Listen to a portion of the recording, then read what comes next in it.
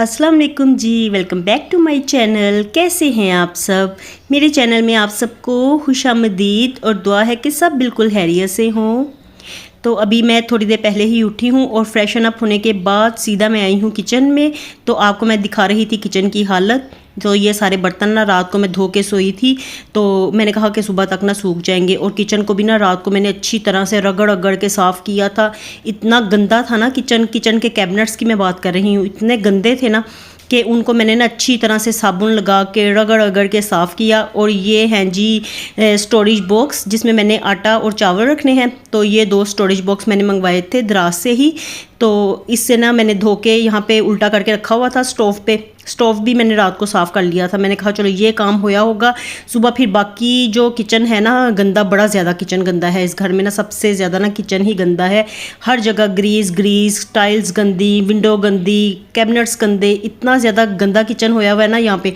तो इसको मैं आज अच्छी तरह से साफ़ करने वाली हूँ, क्योंकि किचन को देखते के ना तो मुझे बड़ा ज़्यादा बुरा फील होता है। और किचन को सबसे पहले वैसे सेट करना चाहिए।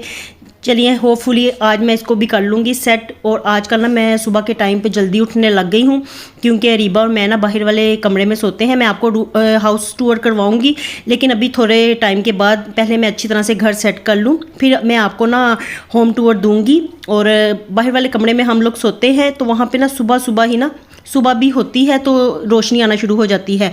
और थोड़ी देर के बाद ही ना जैसे ही सूरज तुलू होता है तो गर्माइश, इतनी तपिश होती है, तो इसलिए ना जल्दी नींद हम दोनों की खुल जाती है। और अब ना यहाँ पे मैं बना के ले आई हूँ अपना नाश्ता। मैंने कहा पहले सुकून से बैठ के ना आराम से मैं नाश्ता कर लूँ। और मुर्तज़ा भी ना मेरे उठने से पहले का ही उठा हुआ है, तो रात को वो जल्दी सो गया था। मैं तो किचन में काम कर रही थी, तो वो जाके ना फिर सो गया और मेरे उठने से पहले ही आज उठ के बैठा हुआ था। तो मैंने कहा चलो यहाँ पे बैठ के मैं नाश्ता कर लूँ, चाय पी लूँ, उसके बाद फिर मैं किचन में दोबारा से जाती हूँ और उसको अच्छी तरह से साफ़ करके आज सेट कर देती हूँ किचन का काम। तो आज बिल्कुल ख़त्म करते हैं।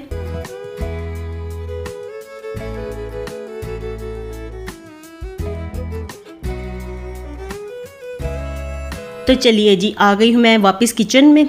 तो अब ना मैं अच्छी तरह से ना टाइल्स को पहले साफ़ कर लूँगी, साथ ही काउंटर टॉप्स को भी साफ़ करती जाऊँगी। ये सारे जो कैबिनेट्स आपको खुले हुए दिखाई दे रहे हैं ना, तो ये रात को ना मैं अच्छी तरह से साफ़ करके सोई थी। फिर मैंने इनको ना ओपन ही रहने दिया। मैंने कहा इनको अच्छी तरह से हवा लगती रहे, अंदर से सूख जाए और बिल्कुल भी इनमें कोई स्मेल वगैरह ना रहे।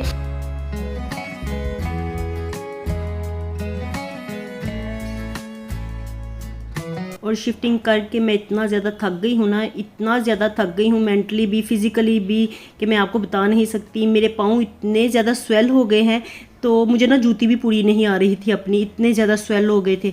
तो हाथों में भी स्वेलिंग आ गई थी। तो मैं ना पहले तो डर गई एकदम से, मैंने कहा पता नहीं ये क्या हो गया है।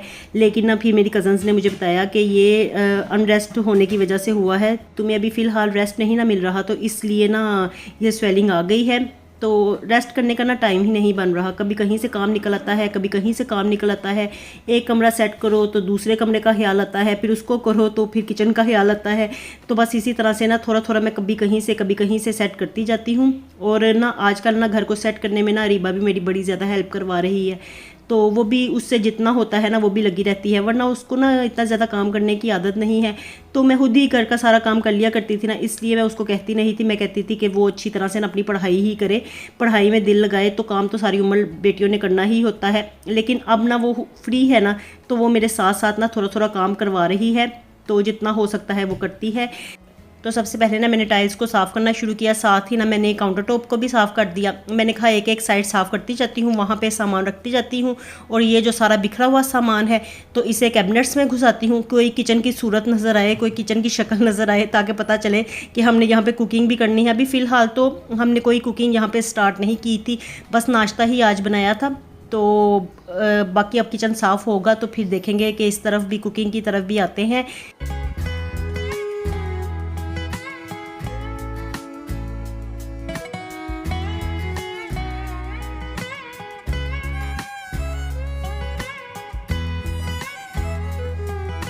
और ये स्टोरेज बॉक्स ना मैंने रात के धो के रखे हुए थे, तो अब अच्छी तरह से ना ड्राई हो चुके थे। मैंने कहा इसमें ना आटा फिल करके रख देती हूँ, दूसरे वाले में चावल रख दूँगी। तो पहले मैं ना आटा ना ये बाल्टी में रखा करती थी, और अब ना मैंने ये स्टोरेज बॉक्स मंगवाया। मैंने कहा ये ना मुझे बड़े ज़्यादा अच्छे लग रहे थे। मैंने कहा दो एक जैसे होंगे ना तो आटा और चावल दोनों चीज़ें समेटी जाएंगी।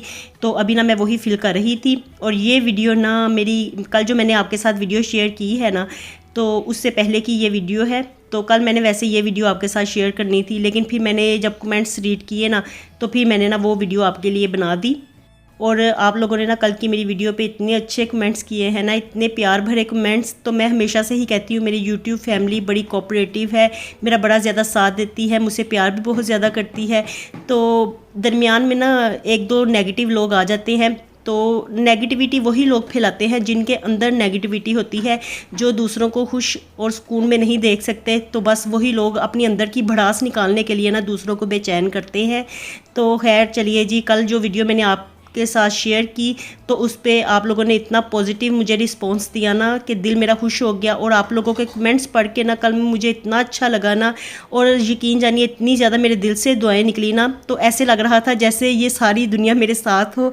तो बड़ा अच्छा मुझे फ़ील हो रहा था। अल्लाह ताला आप सबको जज़ाए खैर दें। और जो लोग दूसरों का साथ देते हैं ना, तो असल वही लोग होते हैं, क्योंकि ज़िंदगी में दुख देने वाले लोग तो कदम कदम पे आपको नज़र आएंगे, कदम कदम पे मिलेंगे, लेकिन जो इंसान दूसरों को मुस्कुराहट देता है ना, तो वही असल इंसान होता है।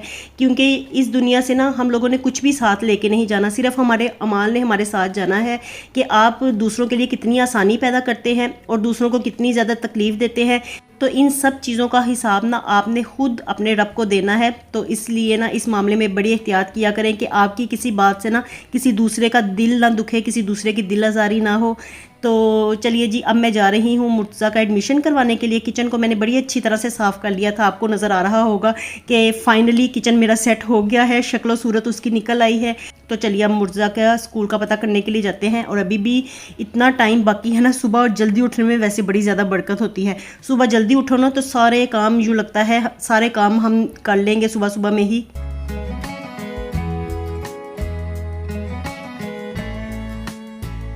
अभी इस वक्त जा रही हूँ मैं मुर्तज़ा के स्कूल का पता करने के लिए, क्योंकि जिस स्कूल में मुर्तज़ा पहले पढ़ता था ना, वो स्कूल काफ़ी ज़्यादा दूर है यहाँ से, तो इसलिए उसका आना जाना तो मुश्किल हो जाएगा। हनान का मसला इस तरह से हल हुआ है कि हनान का एक फ्रेंड यहाँ से ही जाता है, तो दोनों अब मिलकर ना मोटरसाइकिल पे उसकी बाइक पे ना चले जाते हैं। तो मुर्तज़ा के लिए मैं इस वक्त जा रही हूँ स्कूल का पता करने के लिए। मुर्तज़ा मेरे साथ ही जा रहा है, तो चलिए चलते हैं, देखते हैं मुर्तज़ा को हम कहाँ पे एडमिशन दिलवाते हैं। तो देखिए मुर्तज़ा भी आ रहा है।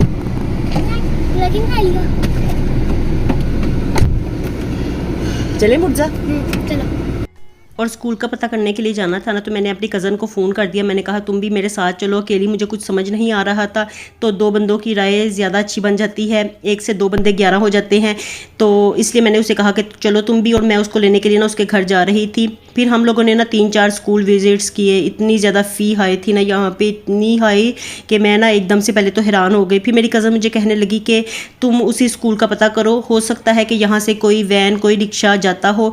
तो मैंने ना फिर मुर्तज़ा के वैन वाले अंकल जो पहले वाले थे ना, जो पहले उसे लेके जाते थे, तो मैंने उन्हें फ़ोन किया। मैंने कहा आप किसी वैन का पता करके बताएं कि यहाँ से कोई जाती है, यहाँ पे कोई लेने के लिए आ सकता है। तो उन्होंने पता करके बताया, तो उन्होंने कहा कि 25,000 फ़ी मांग रहे हैं यहाँ से। तो वो तो इतनी ज़्यादा फ़ी मांग रहे थे, मैं वही सुन के ना इतना ज़्यादा हैरान और परेशान भी हो गई। और फिर ना अभी हम लोग ना स्कूलों का पता कर ही रहे थे, तो एकदम से ही मौसम चेंज हो गया। सुबह ना इतनी तेज़ धूप निकली हुई थी, जब हम लोग स्कूल देख रहे थे इतनी ज़्यादा धूप थी ना कि पसीने पसीने हम लोग हो रहे थे। और ना एकदम से ही फिर मौसम बदल गया और इतनी तेज़ बारिश स्टार्ट हुई ना कि हमारे देखते देखते ना इतनी छमाछम बारिश हुई। तो बस ना फिर हम लोग ना यही कहने लगे कि घर वापस चलते हैं। और फिर इन्हीं 4-5 स्कूल जो देखे हैं हमने, उन्हीं में से कोई स्कूल डिसाइड करते हैं, या अगर वहाँ पे वो स्कूल हमारी समझ में नहीं आते तो फिर किसी और स्कूल का पता करेंगे। लेकिन अब ना ये कल पे बात जा पड़ी है, क्योंकि आज तो बारिश होने लग गई थी, तो इसलिए फिर हम लोग ना घर वापस आ गए। और घर वापस आके ना मैंने कहा कि अभी काफ़ी दिन बाकी था, तो ये सारे कपड़े ना यहाँ पे बेड पे ही बिखरे पड़े थे। तो मैंने कहा चलो अलमारियाँ सेट करते हैं, अलमारियाँ भी साथ साथ सेट करते जाते हैं। किचन तो सेट हो गया है, बड़ा माइंड से ना मेरे बर्डन उतर गया है। तो अब मैंने कहा चलो ये कपड़े रखे जाएंगे अपनी अपनी जगह पे। तो ये जो सारा मैस कमरे में बिखरा हुआ पड़ा हुआ है, क्योंकि कपड़े बिखरे होना तो कमरा चाहे साफ़ भी हो तो अब फिर भी ना यूँ लगता है कि कितना पता नहीं खिलाड़ा पड़ा हुआ है। तो मैंने ना फिर ना ये अलमारियाँ ठीक करनी शुरू कर दी। कुछ कपड़े मैंने रख दिए थे और बाकी हनान और मुर्तज़ा के कपड़े थे ना, तो यहाँ पे जो दूसरी कबर्ड है ना, तो वहाँ पे मैं अपने कपड़े रखने लगी थी। हनान के कपड़े ना मैं उसके रूम में ही रखूँगी। तो अभी फ़िलहाल ना एक रूम हरीबा ने ले लिया है और एक रूम हनान और मुर्तज़ा ने ले लिया है, और मुझे कह रहे थे कि ये जो रूम है ना ये आपका है। तो यहाँ पे मैंने वही बेड बिछाया है जो हमारा ना वहाँ पे दूसरे घर में होता था ना, जहाँ पे हम लोग अपना ज़्यादा टाइम स्पेंड करते थे। तो वो बेड ना इस रूम में रखा है। मैंने कहा चलो मेरे तो हिस्से में वही बेड आया है दोबारा से। तो फ़िलहाल ना यहाँ पे मैं अपने और मुर्तज़ा के कपड़े रखने लगी थी, क्योंकि ना मुर्तज़ा खुद से कपड़े नहीं निकालता, मुझे ही निकाल के देने पड़ते हैं। तो इसलिए मैंने कहा यहाँ पे मेरे पास ही होंगे तो मैं फटाफट से उसे निकाल दिया करूँगी। बाकी मैं ना यहाँ पे हनान को दे रही थी फ़ोल्ड करके कपड़े। मैंने कहा जाके अपनी अलमारी में रखो। और ना इस वक्त ना हनान भी मेरी काफ़ी ज़्यादा हेल्प करवा रहा था, तो वो सीन ना उसने मुझसे कट करवा दिया है, क्योंकि वो भी ना साथ साथ ना कपड़ों को फ़ोल्ड कर रहा था। तो मुझे बाद में कहने लगा कि इसको ना इस सीन को कट कर दो, मुझे ना अच्छा नहीं लग रहा, शर्म आ रही है। तो इसलिए फिर मैंने उसे कट कर दिया। तो आज ना बस किचन भी सेट हो गया है, अलमारियाँ भी सेट हो गई हैं, काफ़ी काम हो गया है घर में। तो चलिए जी, यहीं तक था मेरा आज का व्लॉग। आपसे मैं लेती हूँ इजाज़त, मिलूंगी नए व्लॉग के साथ। खुश रहिए जी, आबाद रहिए, अपना बहुत सा ख्याल रखिएगा। अल्लाह हाफिज़।